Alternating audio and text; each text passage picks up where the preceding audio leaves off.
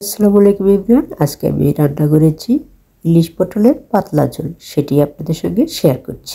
ইলিশ মাছের তরকারিতে যত কম মশলা ইউজ করা হবে ইলিশের গ্রানটা ততই বেশি থাকবে, তাই আমি সবসময় ইলিশ রান্না করলে কম মশলা ইউজ করি।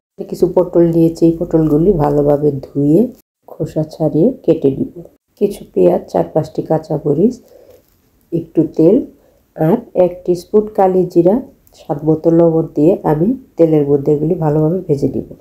কিছুক্ষণ ভাজার পর এর মধ্যে দিয়ে দিব আমি গুঁড়া মশলা, শুধুমাত্র 1/2 টিস্পুন করে হলুদ আর মরিচের গুঁড়া দিয়ে আর একটু পানি দিয়ে ভালোভাবে কষিয়ে নিব।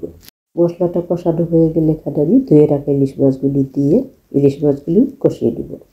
ইলিশ মাছগুলো কষানো হয়ে গেলে উঠিয়ে রেখে এখানে আমি কেটে রাখা পটল আর সঙ্গে দিয়ে দেব একটি আলু।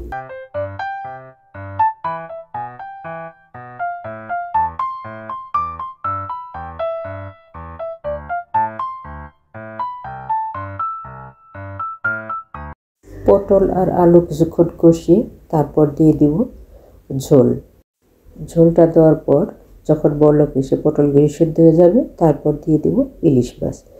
ইলিশ মাছ দেওয়ার পর কিছুক্ষণ জাল করে আমি নামিয়ে নিব। বেশিক্ষণ জাল করব না, ঝোলটা যেন একটু পাতলা পাতলা থাকে সেই অবস্থায় নামিয়ে নিব। ইলিশ পটলের এই পাতলা ঝোলে অবশ্যই কালিজিরা ইউজ করতে হবে। কালিজিরা না দিলে কিন্তু এর সঠিক স্বাদটা আসবে না। এই তো হয়ে গেল আমার ইলিশ পটলের পাতলা ঝোল। অল্প মশলায় ইলিশ পটলের এই পাতলা ঝোলটা খেতে কিন্তু গরম ভাতের সঙ্গে সত্যি খুবই মজার হয়। যারা ইলিশ মাছ পছন্দ করেন তারা আমার মতো এভাবে কম মশলায় পাতলা ঝোল একবার হলেও ট্রাই করে দেখবেন। কোনো মশলা নয়, শুধু ইলিশের গ্রানটাই পাবেন।